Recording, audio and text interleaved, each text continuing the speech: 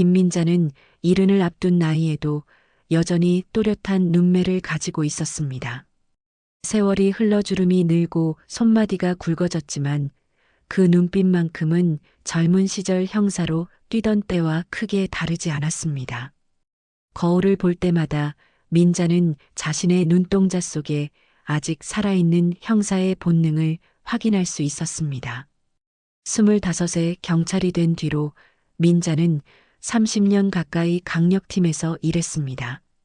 수많은 사건 현장을 발로 뛰었고 온갖 범죄자들의 눈빛을 마주하며 살아왔습니다. 동료들은 민자를 민자 형사라고 불렀습니다.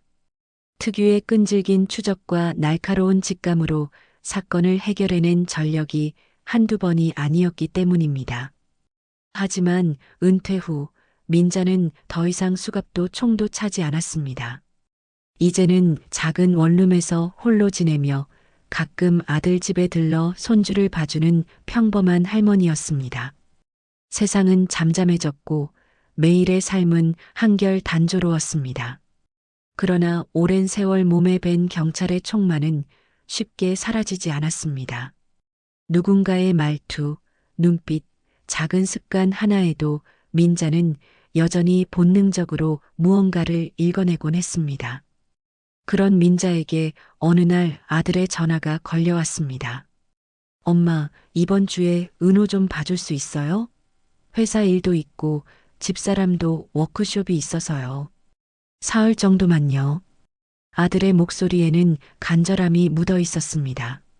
민자는 손주 은호의 얼굴을 떠올리며 바로 대답했습니다. 알았다. 은호는 내가 봐줄 테니 걱정 말고 다녀와라.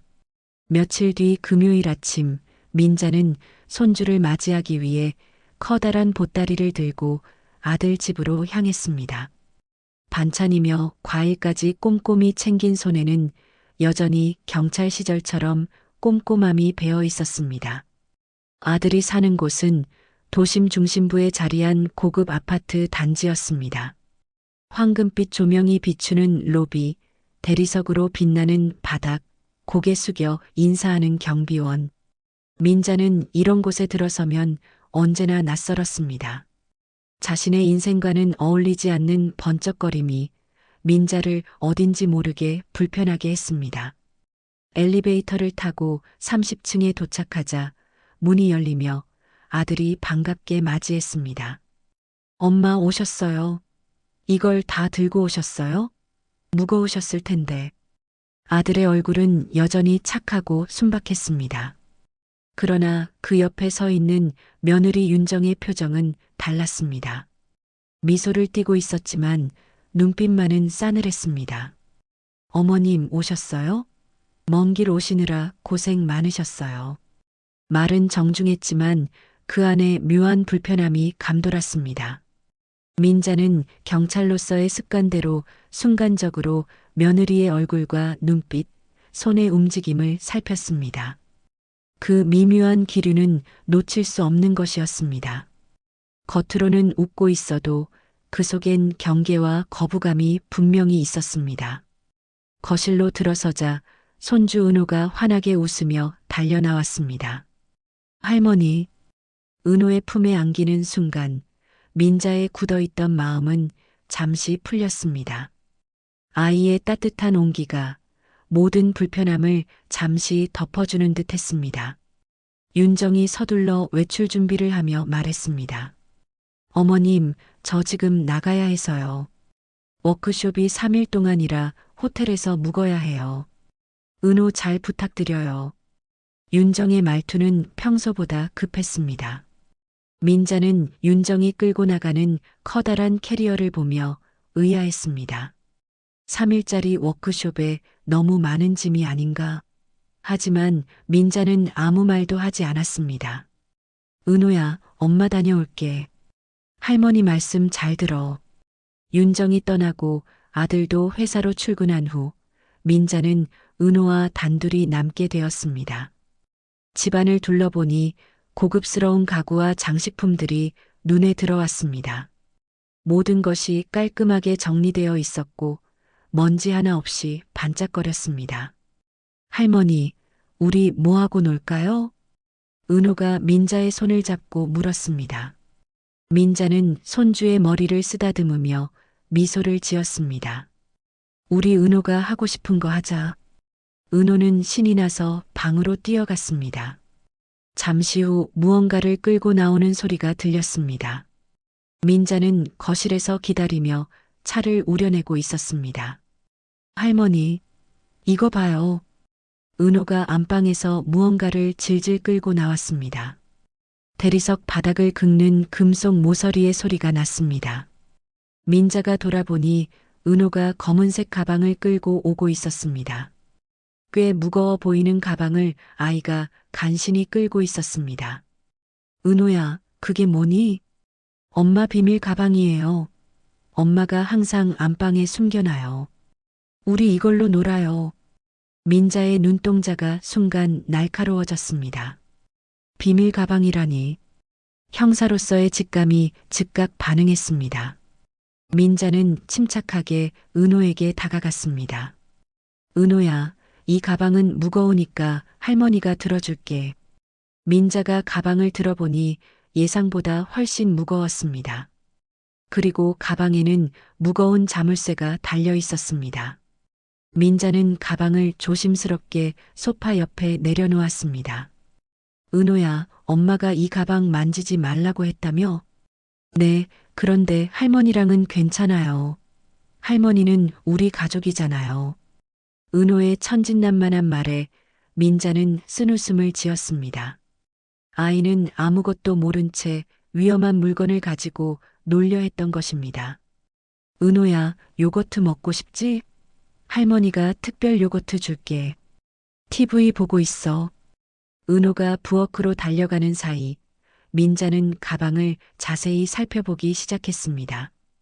가죽 재질의 가방은 꽤 오래되어 보였고 손잡이 부분에는 손때가 깊게 베어 있었습니다. 무엇보다 자물쇠가 단단하게 잠겨 있다는 것이 수상했습니다. 민자는 형사 시절 배운 기술을 떠올렸습니다. 머리핀을 꺼내 조심스럽게 자물쇠를 건드렸습니다. 몇 번의 시도 끝에 딸깍 소리와 함께 자물쇠가 열렸습니다. 가방을 열자 민자의 눈이 커졌습니다.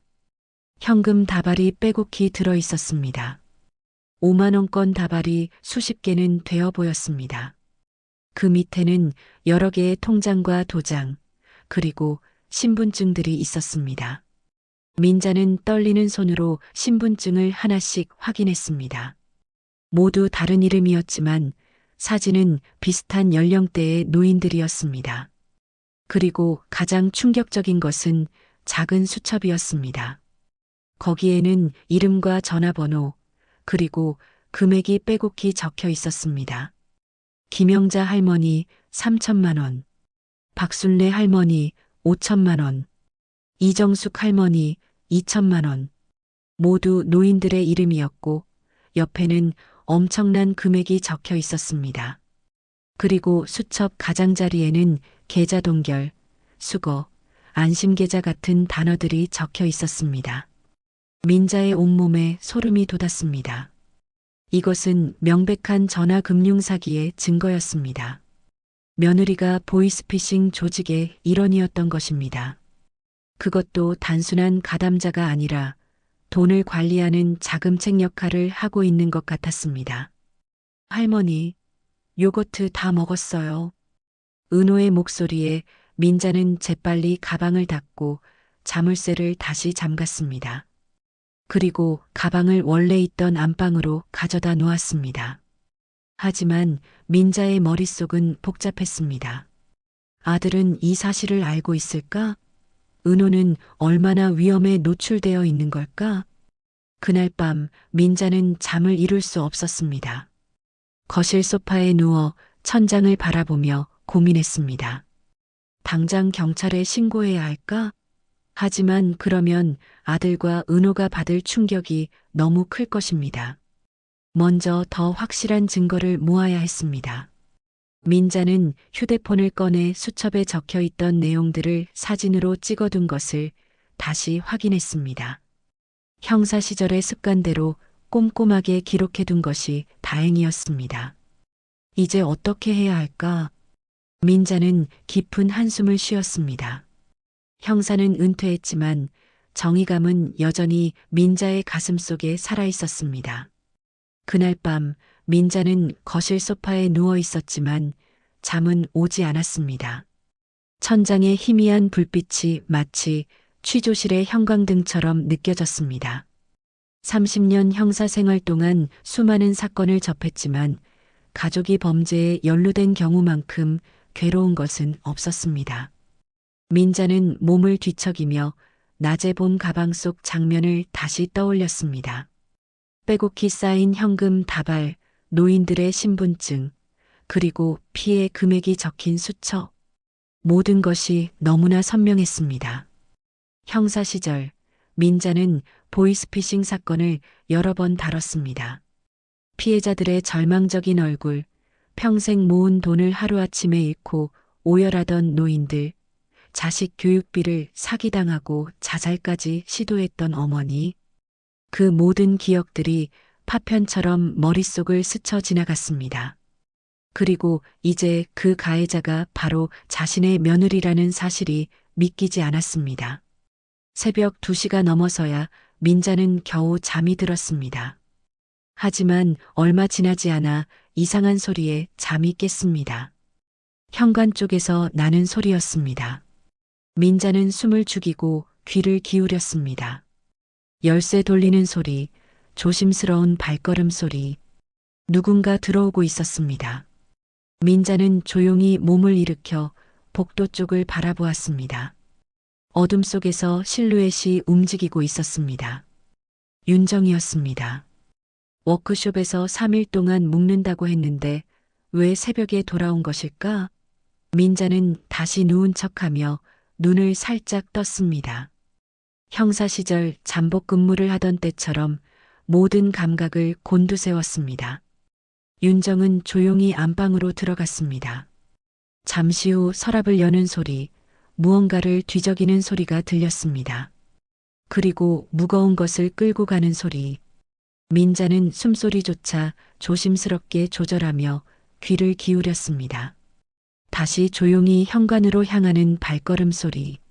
민자는 윤정이 완전히 나간 것을 확인한 후 조심스럽게 일어났습니다. 안방으로 가보니 그 검은 가방이 사라져 있었습니다. 민자의 가슴이 두근거리기 시작했습니다. 윤정이 새벽에 가방을 가지러 온 것입니다. 이것은 분명 급한 일이 생겼다는 신호였습니다. 아니면 누군가가 민자의 존재를 눈치채고 경고를 했을 수도 있습니다.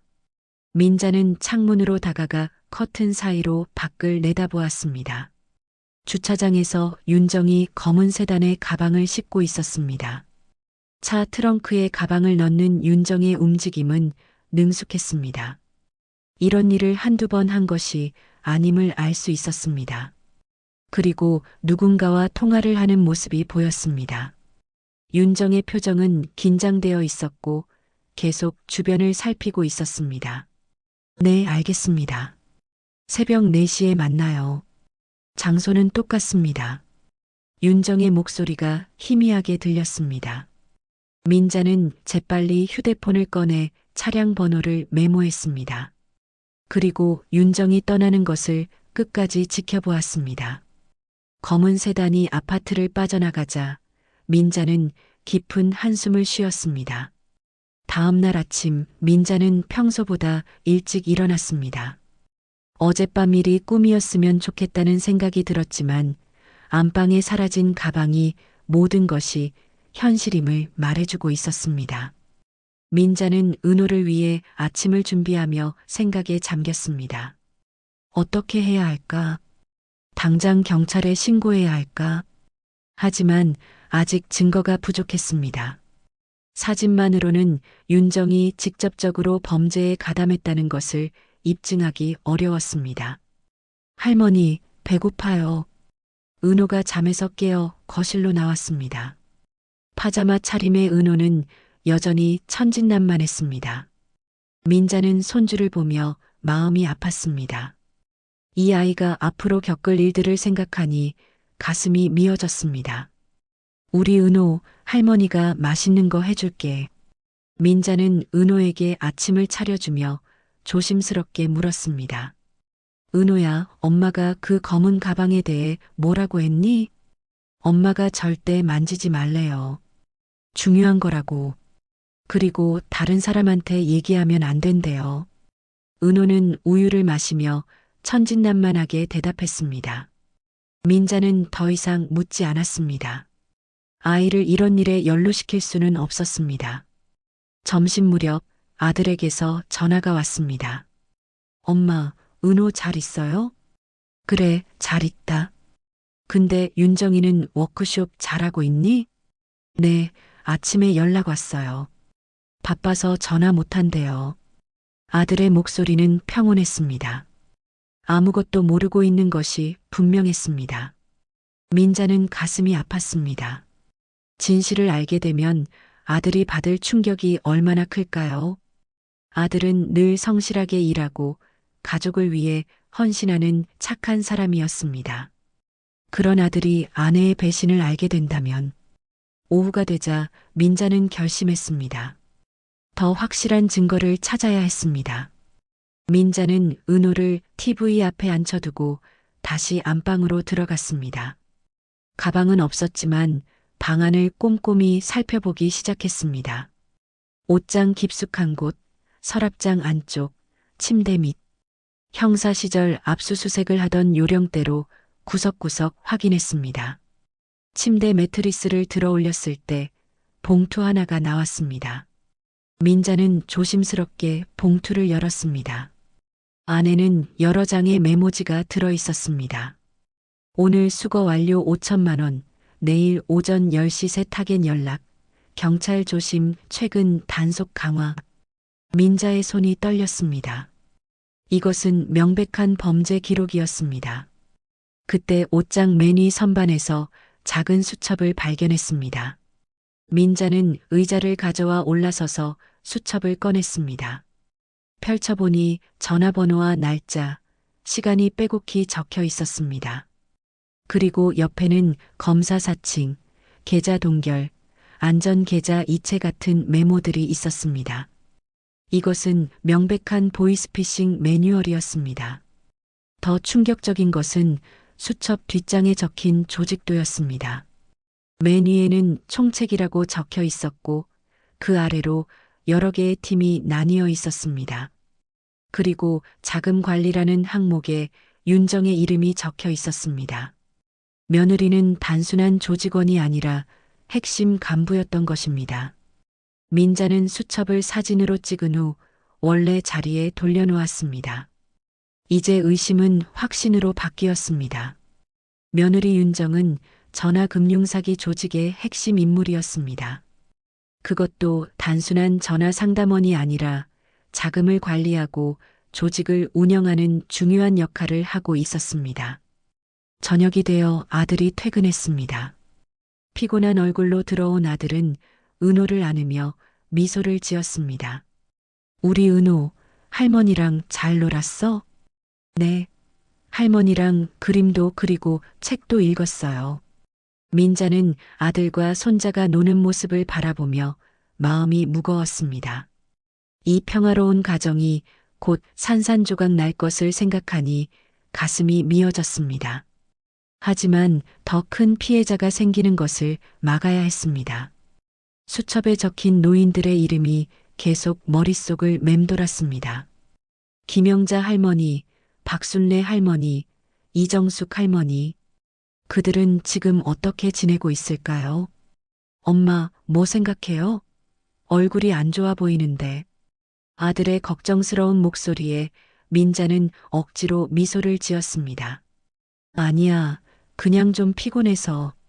그날 밤 민자는 다시 한번 잠을 이루지 못했습니다. 내일이면 윤정이 돌아올 것입니다. 그 전에 무언가 행동을 취해야 했습니다. 민자는 오랜 동료였던 김영호의 번호를 휴대폰에서 찾았습니다. 현재도 경제팀에서 일하고 있는 후배였습니다. 김영호는 민자가 가장 신뢰하는 형사 중 한 명이었습니다. 새벽 3시 민자는 조용히 거실로 나와 김영호에게 문자를 보냈습니다. 급한 상담 필요. 내일 오전에 전화 줄 것. 문자를 보낸 후 민자는 창밖을 바라보았습니다. 도시의 불빛들이 깜빡이고 있었습니다. 저 불빛들 아래에서 얼마나 많은 노인들이 사기 전화해서가 평생 모은 돈을 잃고 있을까요? 민자는 주먹을 꽉 쥐었습니다. 형사는 은퇴했지만 정의를 지키려는 마음은 여전히 뜨겁게 타오르고 있었습니다. 윤정이 새벽에 가방을 가지고 간 것이 계속 신경 쓰였습니다. 분명 조직 내에서 무언가 급한 일이 생긴 것입니다. 어쩌면 경찰의 수사망이 좁혀오고 있을 수도 있습니다. 민자는 더 늦기 전에 행동해야 한다는 것을 알고 있었습니다. 다음 날 아침 민자는 평소보다 일찍 일어났습니다. 창밖으로 희미한 새벽빛이 들어오고 있었습니다. 어젯밤 윤정이 새벽에 가방을 가지고 간 일이 계속 머릿속을 맴돌았습니다. 민자는 부엌으로 가서 차가운 물을 한 잔 마셨습니다. 형사 시절 큰 사건을 앞두고 있을 때면 늘 이렇게 새벽에 깨어 있곤 했습니다. 온몸의 신경이 곤두서고 작은 소리에도 민감하게 반응하는 그 긴장감이 다시 살아나고 있었습니다. 은호는 아직 잠들어 있었습니다. 민자는 조용히 은호의 방문을 열고 들여다보았습니다. 평화롭게 잠든 손주의 얼굴을 보니 마음이 더욱 무거워졌습니다. 이 아이의 엄마가 범죄자라는 사실을 언젠가는 알게 될 텐데 그때 받을 상처를 생각하니 가슴이 미어졌습니다. 아침 8시 아들이 출근 준비를 하며 거실로 나왔습니다. 정장을 입은 아들의 얼굴에는 여전히 피로가 가득했습니다. 민자는 아들을 위해 간단한 아침을 준비했습니다. 엄마 고마워요. 윤정이가 오늘 오후에 돌아온대요. 그래, 워크숍은 잘 끝났대? 네, 어젯밤에 문자 왔어요. 아들은 아무것도 모른 채 커피를 마시고 있었습니다. 민자는 아들의 순진한 얼굴을 보며 마음이 아팠습니다. 곧 닥칠 폭풍을 전혀 예상하지 못하고 있는 아들이 불쌍했습니다. 아들이 출근한 후 민자는 김영호에게 전화를 걸었습니다. 선배님 무슨 일이세요?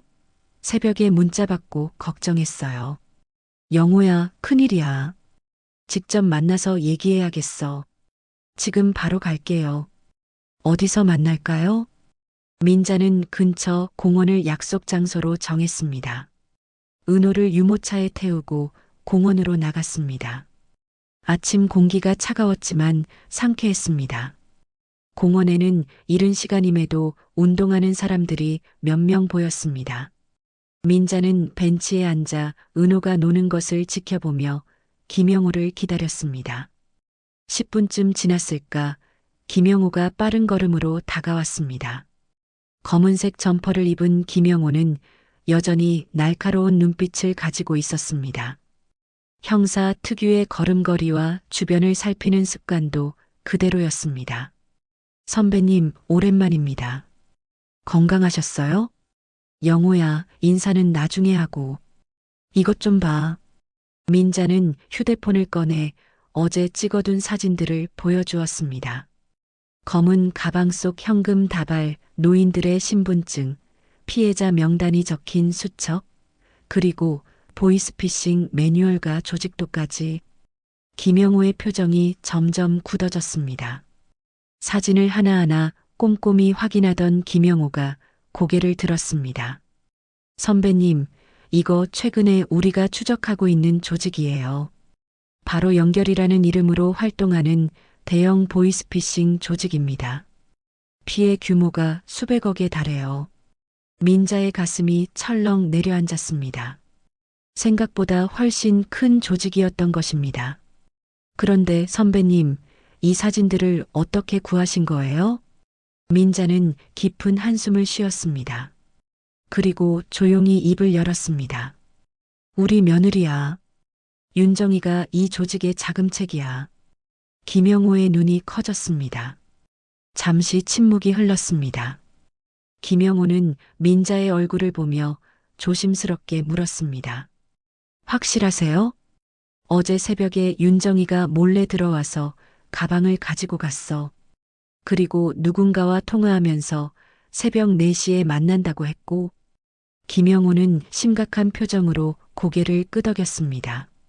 그리고 주변을 다시 한번 살펴본 후 목소리를 낮췄습니다. 선배님, 이 조직은 정말 위험해요. 최근에 조직원 한 명이 배신하려다가 실종됐습니다.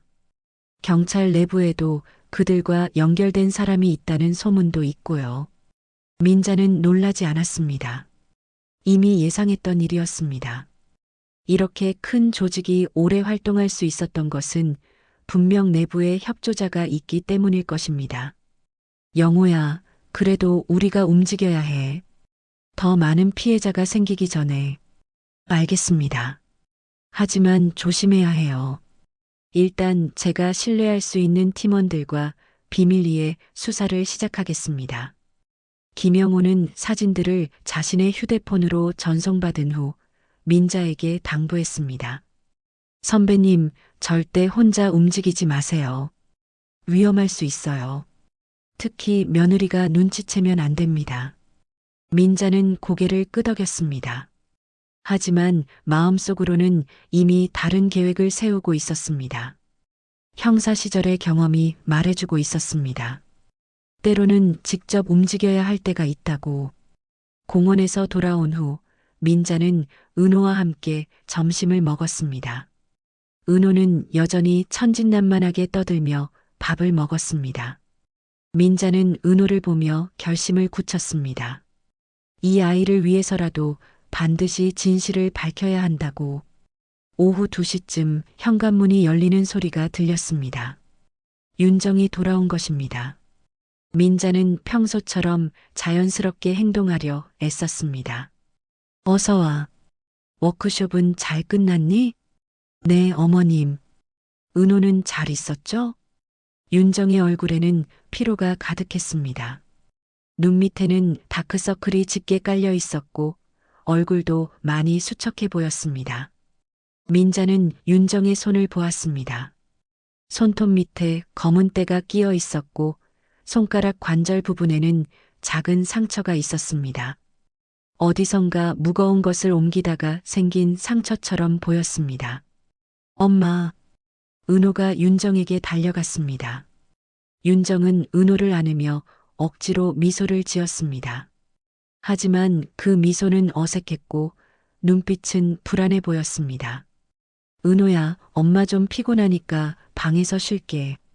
윤정은 안방으로 들어가 문을 닫았습니다. 민자는 조용히 안방 쪽으로 귀를 기울였습니다. 안에서 전화 통화하는 소리가 들렸습니다. 네, 처리했습니다. 다음 주까지는 문제 없을 것 같아요. 민자는 주먹을 꽉 쥐었습니다. 처리했다는 것이 무엇을 의미하는지 알 수 없었지만 분명 좋은 일은 아닐 것입니다. 어쩌면 또 다른 피해자가 생긴 것일 수도 있습니다. 저녁이 되어 아들이 퇴근했습니다. 가족이 모두 모여 저녁을 먹었지만 분위기는 어색했습니다. 윤정은 거의 말이 없었고 민자도 마찬가지였습니다. 아들만이 그 긴장감을 눈치채지 못한 채 은호와 대화를 나누고 있었습니다. 식사가 끝난 후 윤정이 먼저 일어났습니다. 저 좀 일찍 쉴게요. 피곤해서. 윤정이 안방으로 들어간 후 아들이 민자에게 물었습니다. 엄마, 윤정이가 왜 저럴까요? 요즘 좀 이상한 것 같아요. 민자는 아들의 눈을 바라보았습니다. 지금 모든 것을 말해버리고 싶었습니다. 하지만 아직은 때가 아니었습니다. 더 확실한 증거가 필요했고 무엇보다 안전하게 이 일을 해결할 방법을 찾아야 했습니다. 아마 일이 힘들어서 그런가 보다. 좀 쉬면 나아질 거야. 그날 밤 민자는 또다시 잠을 이루지 못했습니다. 새벽 2시쯤 안방에서 소리가 들렸습니다. 민자는 조용히 일어나 복도로 나갔습니다. 안방 문틈으로 불빛이 새어나오고 있었습니다. 그리고 윤정의 목소리가 들렸습니다. 내일 아침 일찍 나갈게요. 그 물건 준비해 놓으세요. 민자는 결심했습니다. 내일 윤정을 미행해야겠다고. 위험하다는 것을 알지만 더 이상 기다릴 수 없었습니다. 형사의 본능이 말하고 있었습니다. 내일이 결정적인 날이 될 것이라고. 새벽 5시 민자는 이미 깨어 있었습니다. 어둠 속에서 천장을 바라보며 오늘의 계획을 정리했습니다.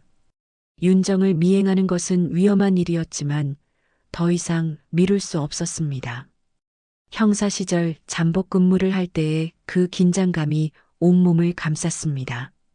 심장이 평소보다 빠르게 뛰었고 손끝이 차가워졌습니다. 하지만 이것은 두려움이 아니라 각성의 신호였습니다. 민자는 조용히 일어나 검은색 운동복으로 갈아입었습니다. 눈에 띄지 않는 복장이 필요했습니다. 그리고 작은 가방에 휴대폰, 현금, 그리고 후추 스프레이를 넣었습니다.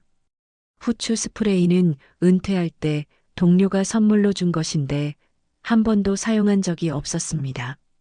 오늘은 필요할지도 모른다는 생각이 들었습니다. 거울을 보며 머리를 단정히 묶었습니다. 나이는 들었지만 눈빛만은 여전히 날카로웠습니다. 6시가 되자 안방에서 움직이는 소리가 들렸습니다. 윤정이 일어난 것입니다. 민자는 거실 소파에 앉아 신문을 읽는 척했습니다. 신문의 글자들은 눈에 들어오지 않았지만 자연스러운 연기가 필요했습니다. 잠시 후 윤정이 검은색 정장을 입고 나왔습니다. 얼굴은 여전히 피곤해 보였고 눈빛은 불안했습니다. 화장으로 가리려 했지만 눈 밑에 다크서클은 여전히 진했습니다. 어머님, 일찍 일어나셨네요. 나이 들면 잠이 없어져. 일찍 나가니? 네, 급한 일이 있어서요. 은호는 제가 늦게 들어올 수도 있으니까 어머님이 봐주세요. 윤정은 서둘러 현관으로 향했습니다. 평소와 달리 아침도 먹지 않고 나가는 것이 수상했습니다. 민자는 신문에서 눈을 떼지 않은 채 윤정의 발걸음 소리를 들었습니다. 현관문이 닫히는 소리, 엘리베이터가 내려가는 소리. 민자는 재빨리 일어나 창문으로 다가갔습니다. 윤정이 주차장으로 걸어가는 모습이 보였습니다. 걸음걸이가 빨랐고 계속 주변을 살피고 있었습니다. 민자는 아들과 은호에게 메모를 남겼습니다. 급한 일이 생겨 잠시 나간다. 은호는 아빠가 봐주렴. 그리고 조용히 집을 나섰습니다. 엘리베이터 대신 계단을 이용했습니다. 30층을 내려가는 것은 힘들었지만 윤정과 마주칠 위험을 피해야 했습니다. 계단을 내려가며 민자는 숨을 고르게 쉬었습니다. 형사 시절에는 이 정도 계단은 뛰어내려갔는데 세월이 야속했습니다. 주차장에 도착했을 때 윤정의 검은 세단은 이미 출발한 후였습니다. 민자는 재빨리 택시를 잡았습니다. 운 좋게도 윤정의 차가 신호등에 걸려 있었습니다. 저 앞에 검은 세단 따라가 주세요. 택시기사가 백미러로 민자를 바라보았습니다. 의심스러운 눈빛이었습니다. 민자는 침착하게 말했습니다. 며느리가 바람 피는 것 같아서요. 확인하려고요. 기사는 동정 어린 눈빛으로 고개를 끄덕이며 차를 출발시켰습니다. 민자는 창밖으로 윤정의 차를 주시했습니다.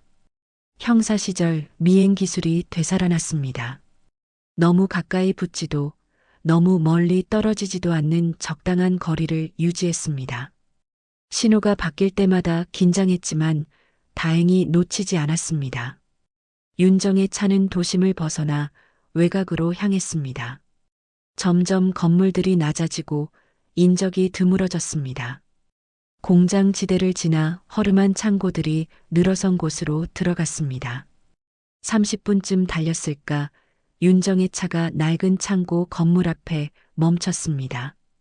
동아물류라는 간판이 녹슬어 있었습니다. 민자는 택시기사에게 100m 전에서 내려달라고 했습니다. 여기서 내릴게요. 감사합니다. 아주머니, 조심하세요. 여기 으슥한 곳이에요. 기사의 걱정스러운 말에 민자는 고개를 끄덕였습니다. 택시가 떠난 후 민자는 건물 뒤편으로 조심스럽게 접근했습니다. 창고 주변에는 CCTV가 여러 대 설치되어 있었습니다.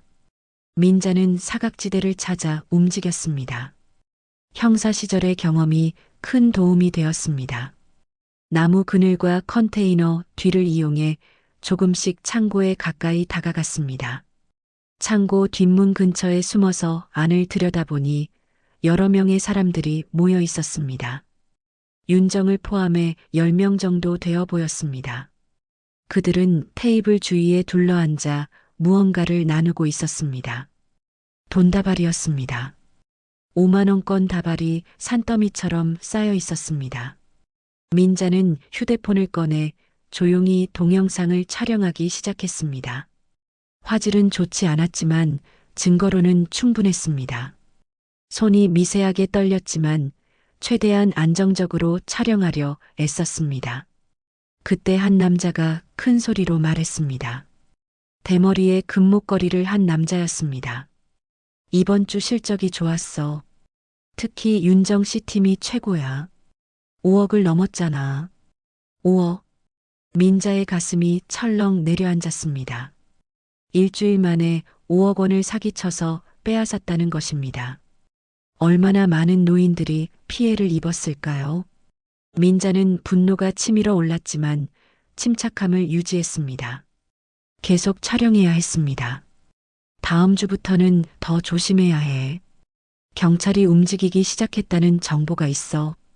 또 다른 남자가 말했습니다. 수염을 기른 중년 남자였습니다. 민자는 귀를 기울였습니다. 경찰 내부에 정보원이 있다는 김영호의 말이 사실인 것 같았습니다. 걱정 마. 우리한테는 든든한 백이 있잖아. 김경희가 알아서 처리해 줄 거야. 김경희라는 이름에 민자는 놀랐습니다. 경찰 내부에 배신자가 있다는 확실한 증거였습니다. 민자는 그 이름을 기억했습니다. 윤정이 일어서며 말했습니다. 오늘은 여기까지 하고 다음 주 월요일에 다시 모여요. 그때까지 각자 맡은 일 확실히 해주세요.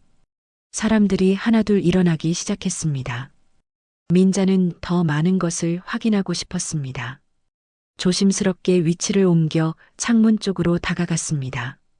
창문 너머로 보이는 광경은 충격적이었습니다. 벽면에는 사진들이 붙어 있었습니다. 모두 노인들의 사진이었고 옆에는 개인정보가 빼곡히 적혀 있었습니다. 타겟들이었습니다. 그때 갑자기 누군가 외쳤습니다. 저기 누구야? 민자가 돌아보니 창고 경비원이 손전등을 비추며 다가오고 있었습니다. 젊은 남자였고 허리에는 경봉이 차여 있었습니다. 민자는 재빨리 몸을 숨겼지만 이미 늦었습니다. 경비원이 호루라기를 불었고 창고 안의 사람들이 술렁이기 시작했습니다. 밖에 누가 있어? 빨리 확인해. 대머리 남자의 고함 소리가 들렸습니다. 창고 문이 벌컥 열리고 여러 명이 뛰어나왔습니다.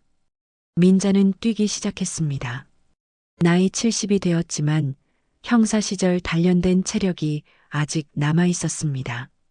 뒤에서 발걸음 소리가 따라왔습니다. 거친 숨소리와 욕설이 들렸습니다. 민자는 복잡한 골목길로 들어갔습니다. 컨테이너 사이를 지그재그로 뛰었습니다. 숨이 차올랐지만 멈출 수 없었습니다. 왼쪽으로 꺾고 오른쪽으로 돌고 다시 직진. 형사 시절 추격 전의 기억이 몸에 배어 있었습니다. 하지만 체력은 예전 같지 않았습니다. 다리가 떨리기 시작했고 가슴이 터질 것 같았습니다. 한참을 달린 끝에 큰 길에 나왔습니다. 마침 버스가 오고 있었습니다. 민자는 마지막 힘을 짜내 버스 정류장으로 뛰었습니다. 버스에 올라타며 뒤를 돌아보았습니다. 다행히 아무도 따라오지 않았습니다. 하지만 안심할 수는 없었습니다. 그들이 민자를 알아봤을 가능성이 있었습니다. 버스 안에서 민자는 거친 숨을 고르며 김영호에게 전화를 걸었습니다. 손이 떨려서 번호를 누르기가 쉽지 않았습니다. 영호야, 급해. 지금 당장 우리 아들 집으로 와. 무슨 일이에요, 선배님? 목소리가 떨려요. 전화로는 못해. 빨리 와. 그리고 믿을 만한 사람들만 데리고 와. 민자는 전화를 끊고 창밖을 바라보았습니다. 도시의 풍경이 빠르게 지나갔습니다. 이제 더 이상 물러설 곳이 없었습니다. 윤정과 그 조직을 반드시 막아야 했습니다. 하지만 가족의 안전도 지켜야 했습니다. 특히 은호가 위험에 노출되어서는 안 되었습니다. 집에 도착했을 때 온몸이 땀으로 젖어 있었습니다. 현관문을 열고 들어가니 아들이 거실에 있었습니다. 엄마, 어디 갔다 오세요? 얼굴이 왜 그래요? 아, 운동 좀 하고 왔어. 은호는 방에서 놀고 있어요. 민자는 안도의 한숨을 쉬었습니다. 아들과 은호가 무사한 것이 다행이었습니다. 민자는 화장실로 가서 얼굴을 씻었습니다. 거울에 비친 자신의 모습은 초췌했지만 눈빛만은 살아있었습니다. 김영호가 도착한 것은 1시간 후였습니다. 민자는 현관문을 열어주며 김영호의 얼굴을 살폈습니다. 여전히 날카로운 눈빛을 가진 후배의 모습에 안도감이 들었습니다. 김영호 뒤에는 젊은 형사 2명이 더 있었습니다. 한 명은 짧은 머리의 여형사였고 다른 한 명은 안경을 쓴 남자 형사였습니다. 민자가 모르는 얼굴들이었지만 김영호가 데려왔다면 믿을 만한 사람들일 것입니다. 선배님 괜찮으세요? 전화 받고 바로 왔습니다. 들어와, 영호야. 시간이 없어. 민자는 그들을 거실로 안내했습니다. 아들은 은호를 데리고 잠시 마트에 나가 있었습니다. 민자는 이것이 오히려 다행이라고 생각했습니다. 아들과 은호가 없는 동안 모든 것을 정리해야 했습니다. 거실 테이블에 둘러앉은 형사들의 표정은 비장했습니다. 민자는 오늘 아침에 있었던 일을 처음부터 자세히 설명했습니다. 새벽에 윤정을 미행한 것, 창고에서 목격한 장면들, 그리고 도망치면서 촬영한 동영상까지 설명하는 동안 민자의 손은 미세하게 떨렸습니다. 분노와 긴장이 뒤섞인 감정이었습니다. 김영호와 다른 형사들은 진지한 표정으로 동영상을 확인했습니다. 화질은 좋지 않았지만 돈다발을 나누는 장면과 대화 내용은 충분히 알아볼 수 있었습니다. 선배님, 이거 정말 큰 건입니다. 우리가 몇 달째 추적하던 조직이에요. 김영호가 동영상을 다시 확인하며 말했습니다. 여형사가 태블릿을 꺼내 무언가를 검색하더니 민자에게 보여주었습니다. 화면에는 여러 명의 사진과 프로필이 떠 있었습니다. 이 사람들 맞죠? 대머리 남자는 조직의 2인자 박두식, 수염난 사람은 자금 관리 담당 최정훈입니다. 둘 다 정가가 있는 인물들이에요. 민자는 고개를 끄덕였습니다. 사진 속 인물들이 오늘 아침 창고에서 본 사람들이 맞았습니다. 그들이 그렇게 큰 조직의 간부들이었다니. 민자는 자신이 얼마나 위험한 곳에 있었는지 뒤늦게 실감했습니다. 만약 붙잡혔다면 어떻게 되었을까?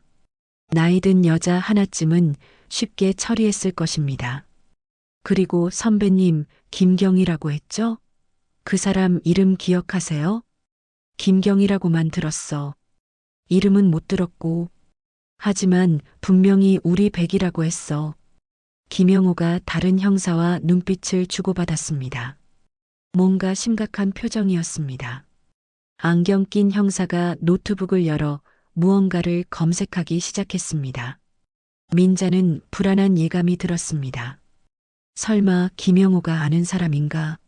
아니면 더 높은 사람과 연결되어 있는 것인가? 선배님, 경제팀에 김상철 경위가 있습니다. 최근 행적이 수상하다는 내부 제보가 있었는데 김영호의 말끝이 흐려졌습니다. 경찰 내부의 배신자, 그것만큼 형사들에게 치욕적인 일은 없었습니다. 민자도 형사 시절 동료의 배신을 겪은 적이 있었습니다.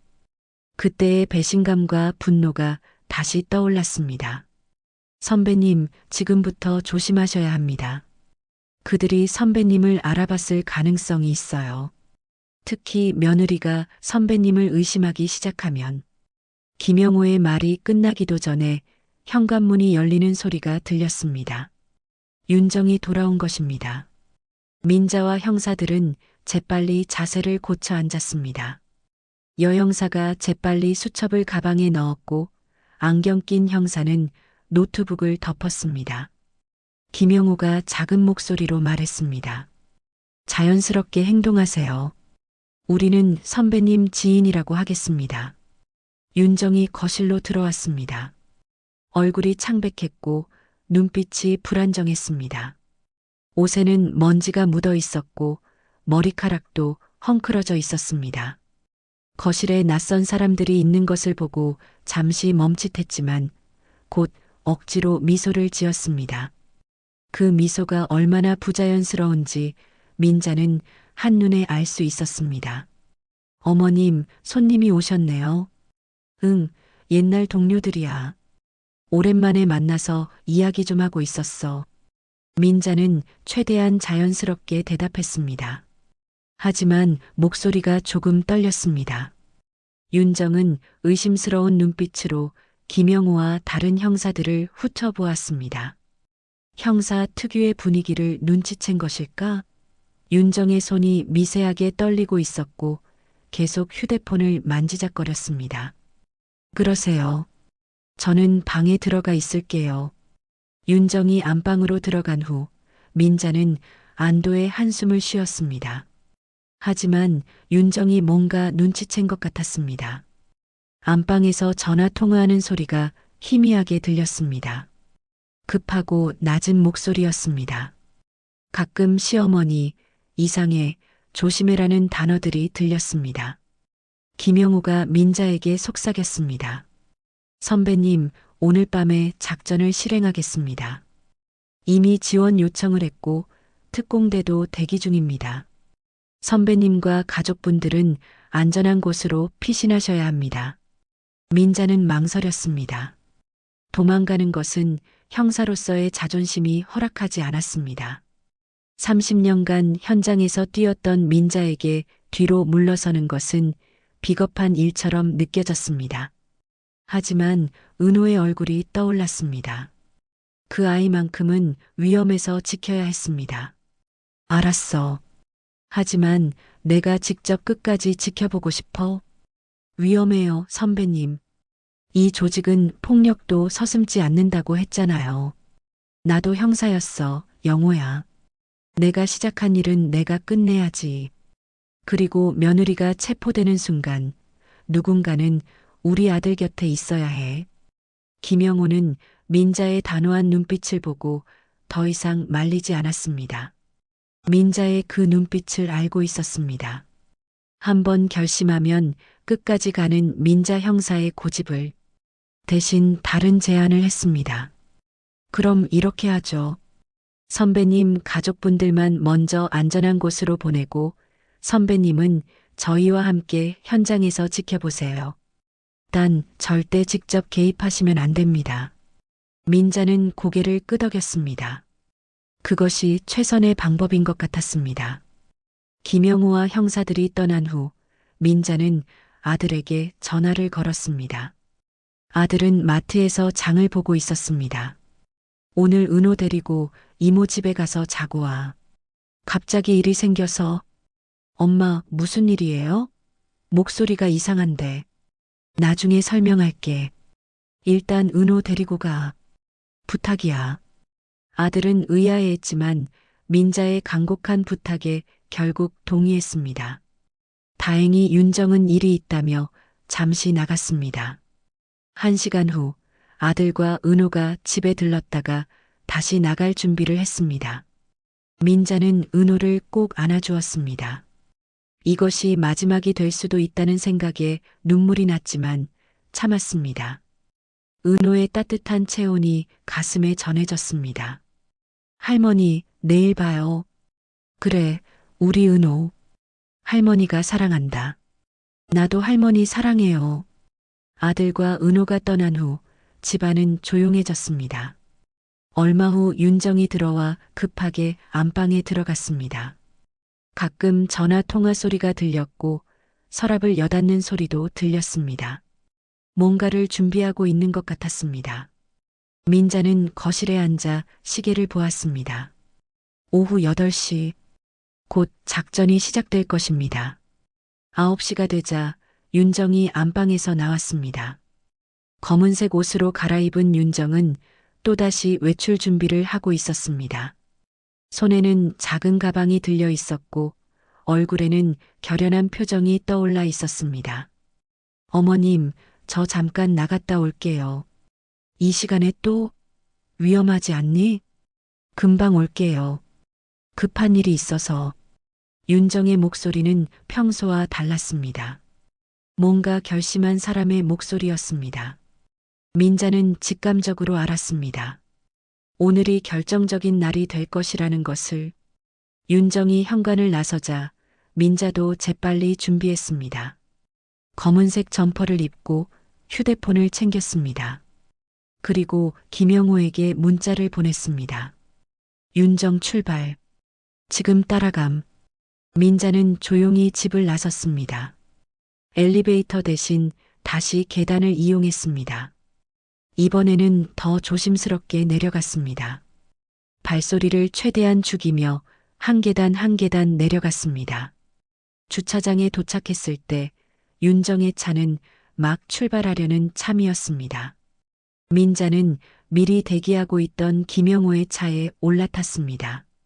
뒷좌석에는 이미 다른 형사들이 타고 있었습니다. 모두 긴장한 표정이었습니다. 무전기에서는 각 팀의 준비 상황이 보고되고 있었습니다. 선배님, 준비되셨어요? 당연하지. 가자. 차가 출발했습니다. 윤정의 차를 일정한 거리를 두고 따라갔습니다. 민자의 심장이 다시 빠르게 뛰기 시작했습니다. 30년 형사 생활의 마지막 작전이 될지도 모르는 순간이었습니다. 윤정의 차는 예상대로 오늘 아침의 창고로 향하고 있었습니다.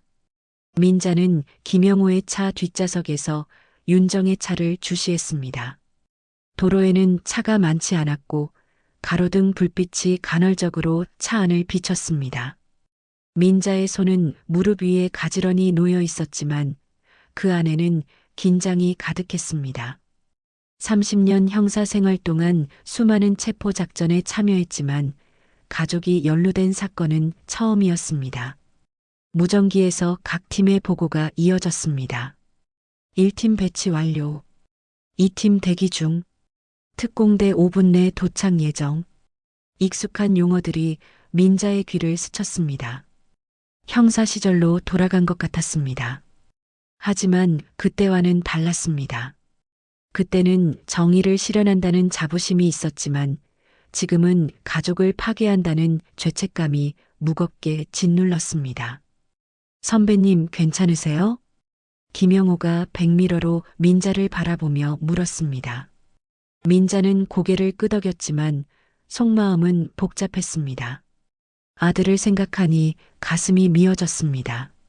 아내가 범죄자라는 사실을 알게 되면 얼마나 충격을 받을까요? 은호는 또 어떻게 될까요? 엄마 없이 자라야 하는 아이의 미래가 걱정되었습니다. 창고가 가까워지자 김영호가 속도를 줄였습니다. 윤정의 차는 이미 창고 안으로 들어간 상태였습니다. 김영호는 창고에서 100m 떨어진 곳에 차를 세웠습니다. 주변에는 이미 위장한 경찰 차량들이 배치되어 있었습니다. 민자는 차에서 내려 지휘 차량으로 옮겨 탔습니다. 지휘 차량 안에는 여러 대의 모니터가 설치되어 있었습니다.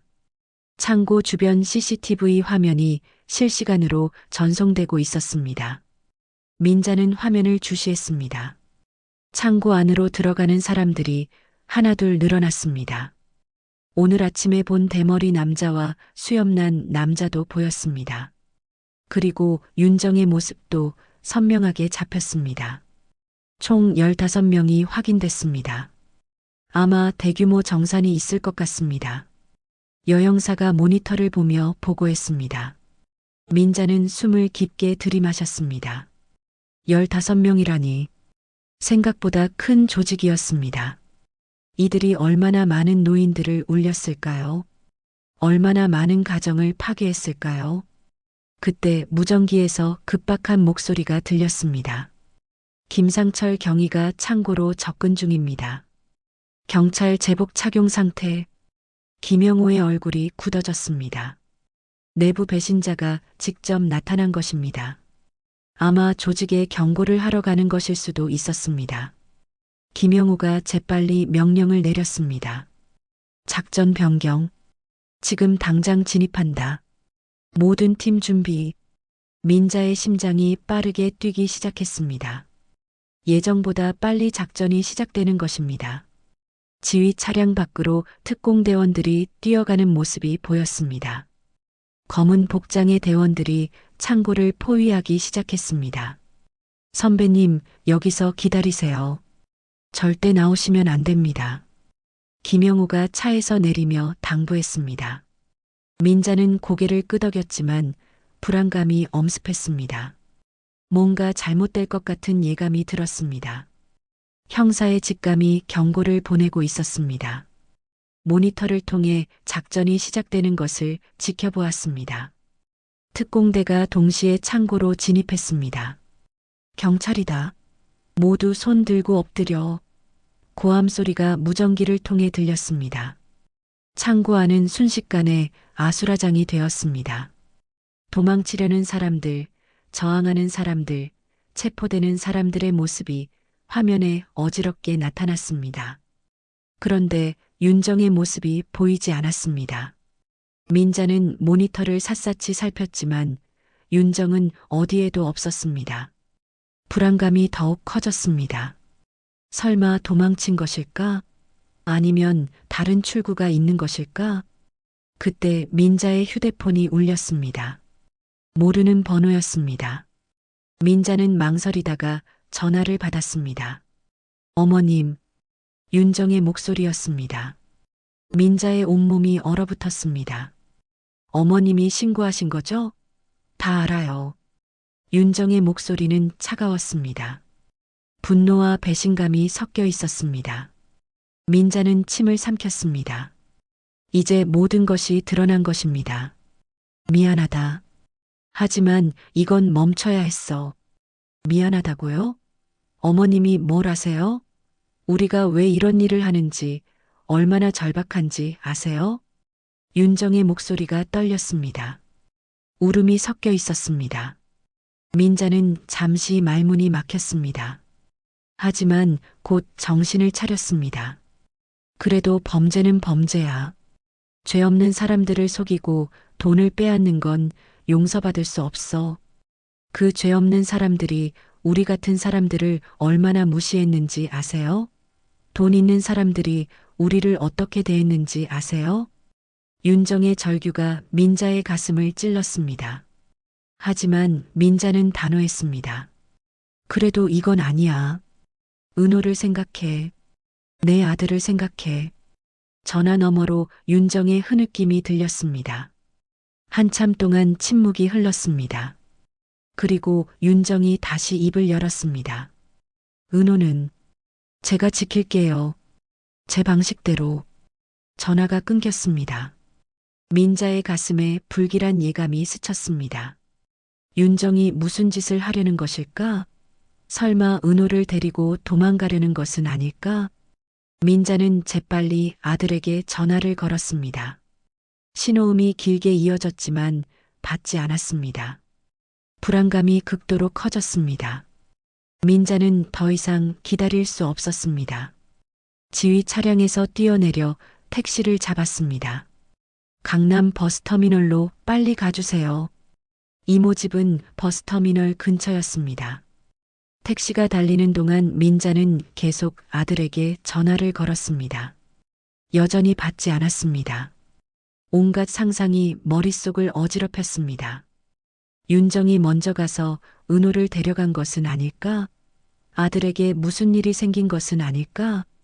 버스터미널에 도착한 민자는 택시비를 던지듯 주고 뛰어내렸습니다. 이모 집까지는 도보로 5분 거리였지만 민자는 전력으로 뛰었습니다.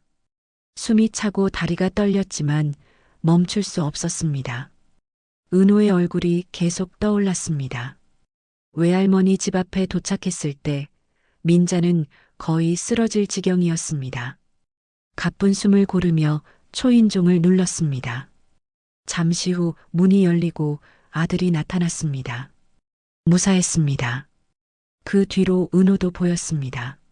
엄마, 왜 이렇게 숨이 차? 무슨 일이야? 민자는 아들과 은호를 꼭 껴안았습니다.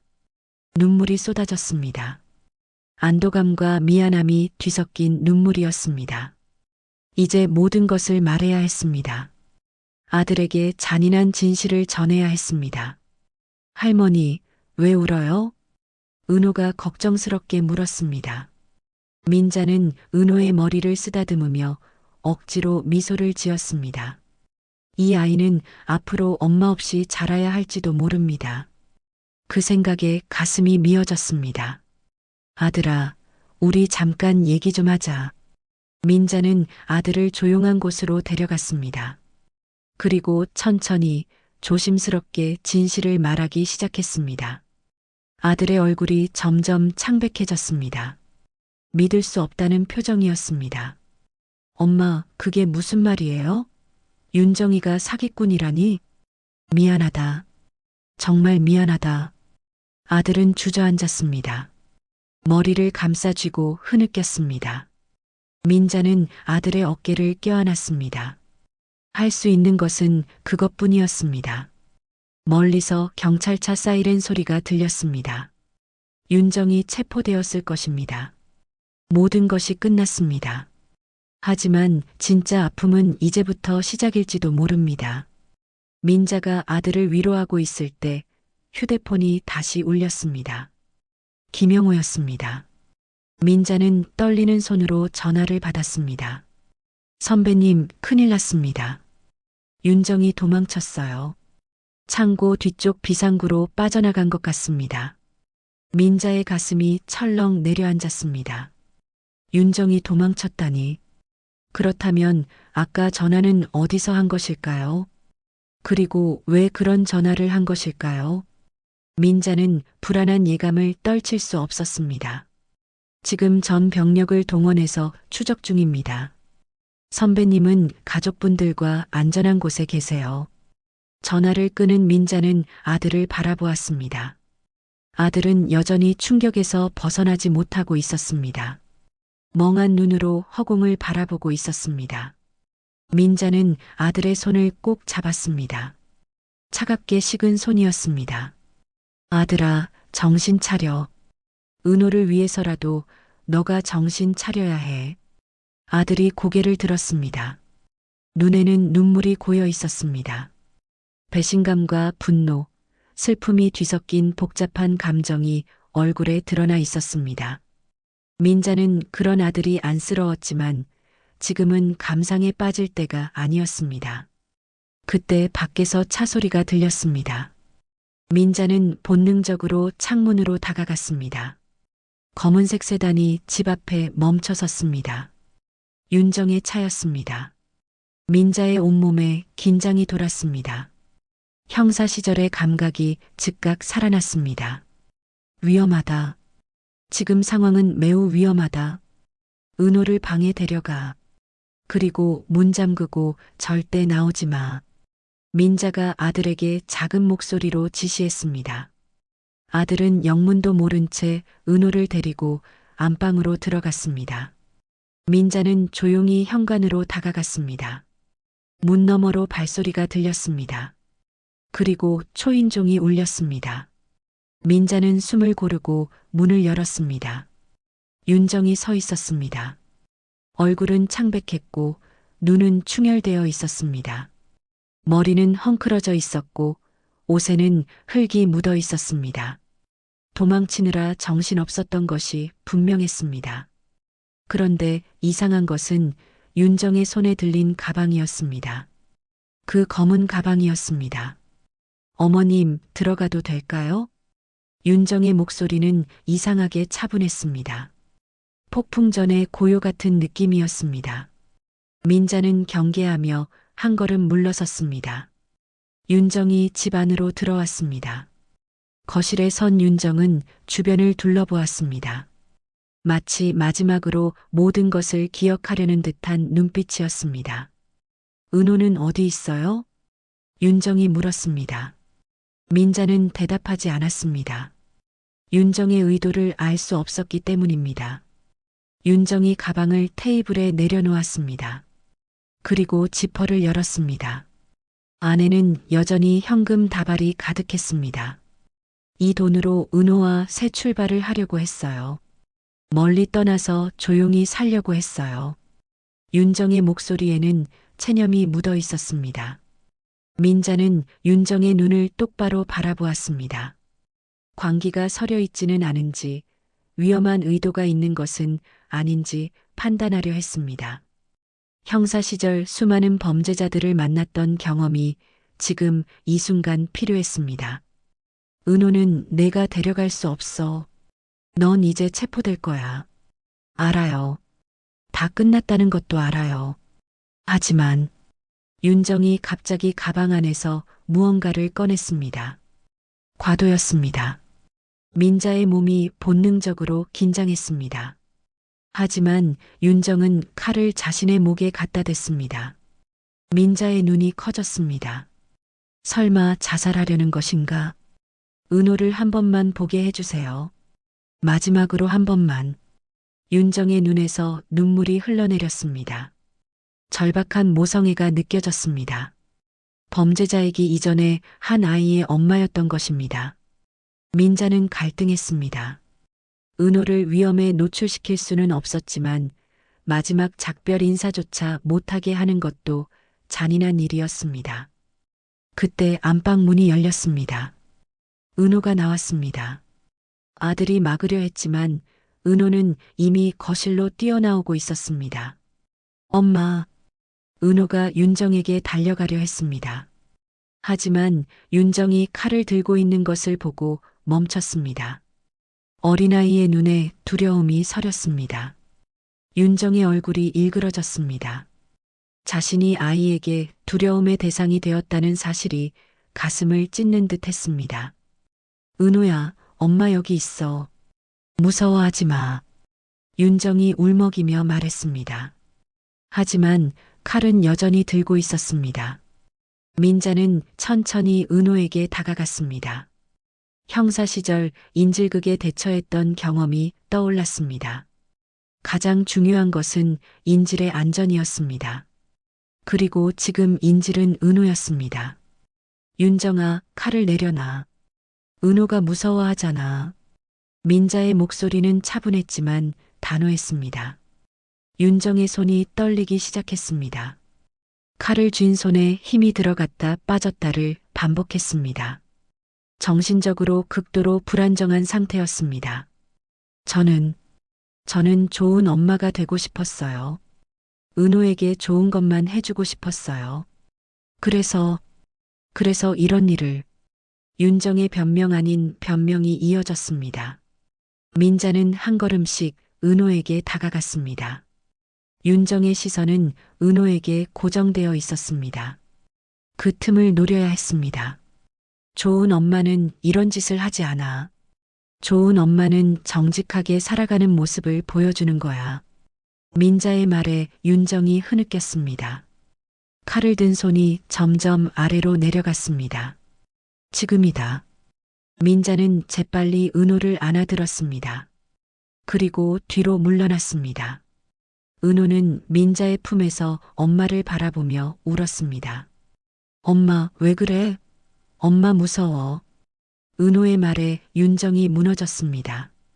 칼을 떨어뜨리고 바닥에 주저앉았습니다. 온몸을 떨며 흐느꼈습니다. 모든 것을 잃은 사람의 절망적인 울음이었습니다.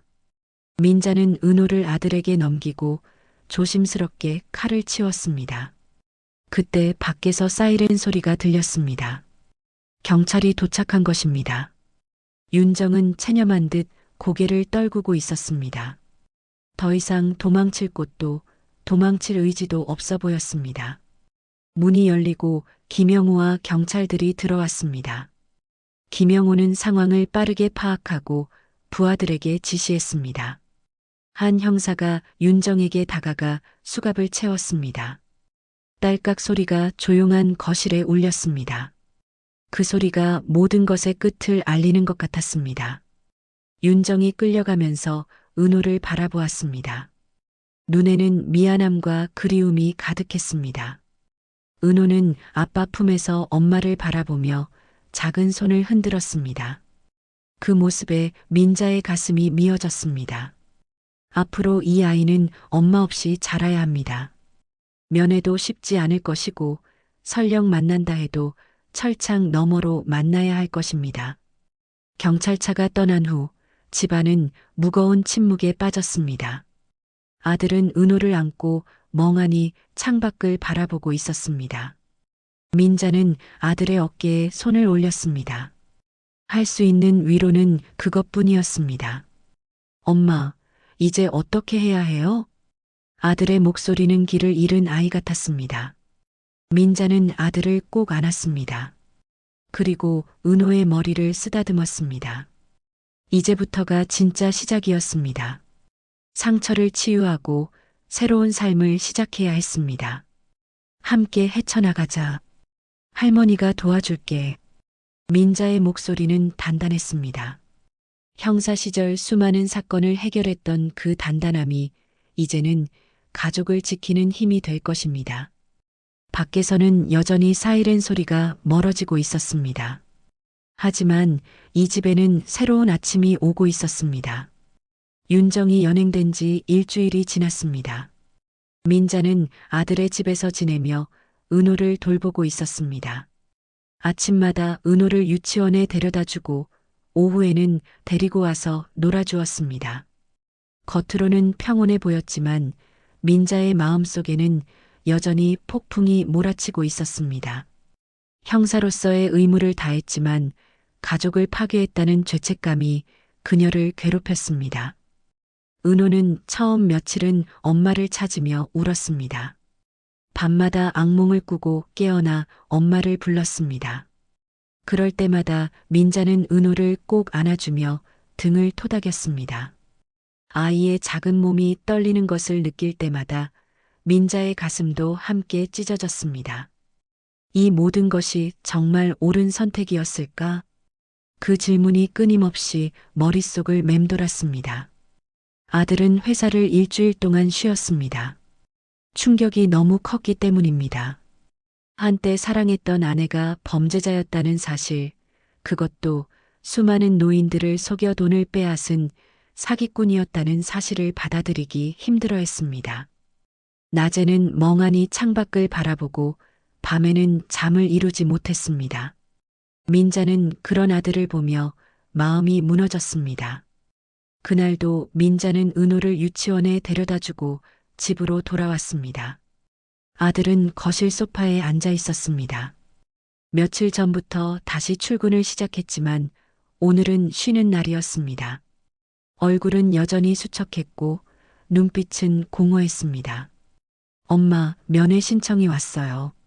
아들이 테이블 위에 서류를 보여주었습니다. 구치소에서 온 면회 신청서였습니다. 윤정이 가족을 보고 싶다는 내용이었습니다. 민자는 서류를 집어들어 읽어보았습니다. 떨리는 글씨로 쓰인 윤정의 편지도 함께 있었습니다. 편지에는 후회와 미안함이 가득했습니다. 은호에게 전해달라는 말, 남편에게 용서를 구하는 말, 그리고 시어머니에게 감사하다는 말까지. 민자는 편지를 읽으며 복잡한 감정에 빠졌습니다. 윤정을 미워해야 할까? 불쌍히 여겨야 할까? 형사로서는 범죄자였지만 가족으로서는 며느리였고 은호의 엄마였습니다. 가볼 거야? 민자가 물었습니다. 아들은 한참을 망설이다가 고개를 저었습니다. 아직은 못 보겠어요. 너무 화가 나요. 배신감이 너무 커요. 아들의 목소리에는 분노와 슬픔이 뒤섞여 있었습니다. 민자는 아들의 손을 잡았습니다. 차가운 손이었습니다. 이혼 서류도 이미 변호사를 통해 진행 중이었습니다. 법적으로도 감정적으로도 모든 것이 끝나가고 있었습니다. 오후가 되어 은호를 데리러 갔습니다. 유치원 선생님이 민자를 불러 세웠습니다. 할머님, 은호가 요즘 친구들과 잘 어울리지 못해요. 혼자 있는 시간이 많아졌어요. 선생님의 걱정스러운 목소리에 민자는 가슴이 아팠습니다. 은호도 나름대로 상처를 받고 있었던 것입니다.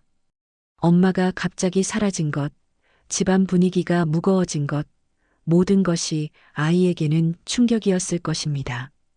집으로 돌아오는 길에 은호가 갑자기 물었습니다. 할머니, 엄마는 언제 와요? 민자는 걸음을 멈췄습니다. 어떻게 대답해야 할까? 진실을 말하기에는 아이가 너무 어렸고 거짓말을 하기에는 마음이 아팠습니다. 은호야, 엄마는 잠시 먼 곳에 가 있어. 조금 있으면 만날 수 있을 거야. 엄마가 나 싫어해요? 그래서 안 오는 거예요?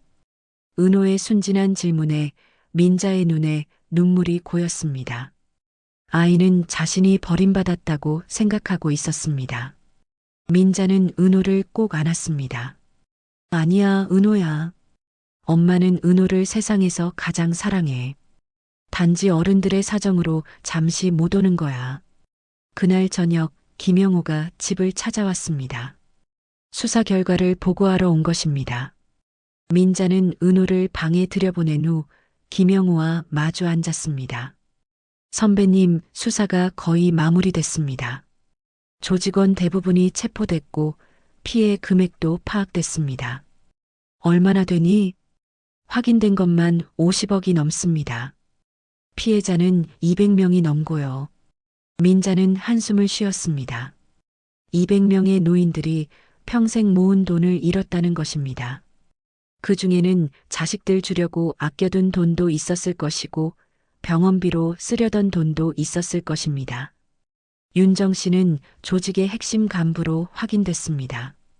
자금 관리와 조직원 관리를 담당했더군요. 형량이 적지 않을 것 같습니다. 김영호의 말에 민자는 고개를 떨구었습니다. 예상은 했지만 막상 들으니 마음이 무거웠습니다. 은호는 앞으로 오랜 시간 엄마 없이 자라야 할 것입니다. 그리고 선배님, 피해자들이 선배님께 감사 인사를 전하고 싶다고 합니다. 선배님 덕분에 더 큰 피해를 막을 수 있었다고. 김영호의 말에도 민자는 위안을 받지 못했습니다. 피해자들을 구했지만 가족을 파괴했습니다. 정의를 실현했지만 은호에게는 엄마를 빼앗았습니다. 무엇이 옳고 무엇이 그른지 민자는 혼란스러웠습니다. 김영호가 떠난 후 민자는 창밖을 바라보았습니다. 도시의 불빛들이 반짝이고 있었습니다. 저 불빛들 아래에서 수많은 사람들이 각자의 삶을 살아가고 있을 것입니다. 그 중에는 오늘도 사기 전화에 속아 넘어가는 노인들이 있을 것이고 그것을 막으려는 경찰들도 있을 것입니다. 한 달이 지났습니다.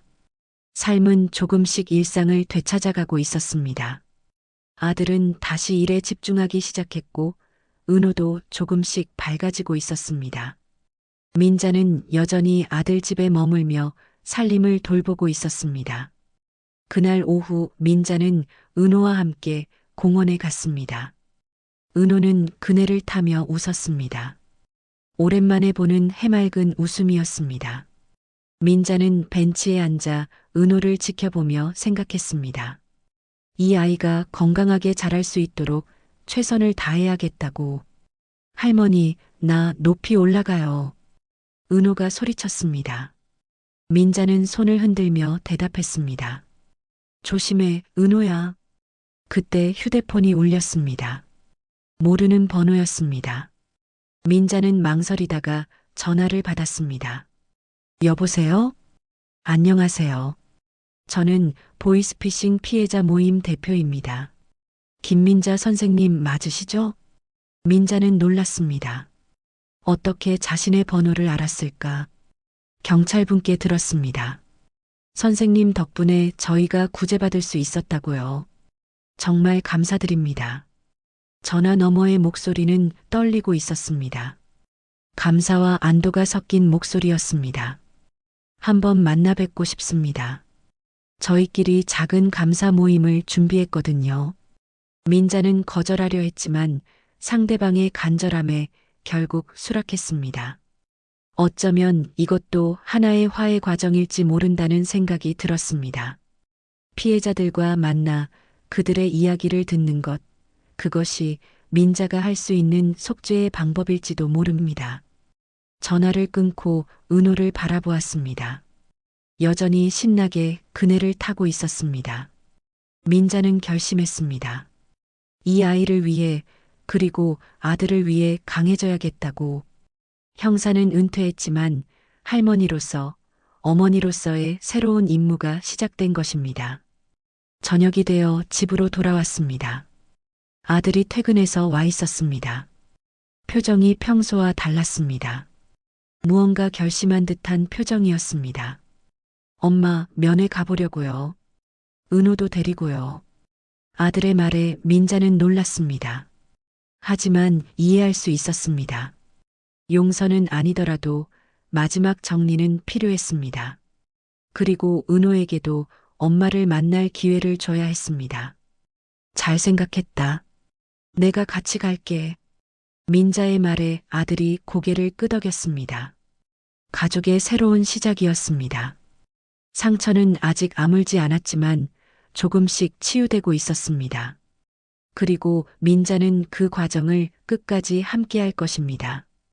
그것이 형사 김민자가 아닌 할머니 김민자의 마지막 임무였습니다. 지금까지 은퇴한 형사와 한 가족의 이야기를 들어주셔서 감사합니다. 정의와 가족 사이에서의 선택, 그리고 상처를 딛고 일어서는 용기. 김민자는 형사로서의 신념을 지켰고 그 과정에서 가족은 아픔을 겪었지만 새로운 시작을 준비하고 있습니다. 이 가족에게 하고 싶은 이야기가 있다면 댓글 달아주세요. 그럼 오늘도 건강한 하루 되시고 다음에도 좋은 이야기로 찾아오겠습니다. 인생은 드라마였습니다.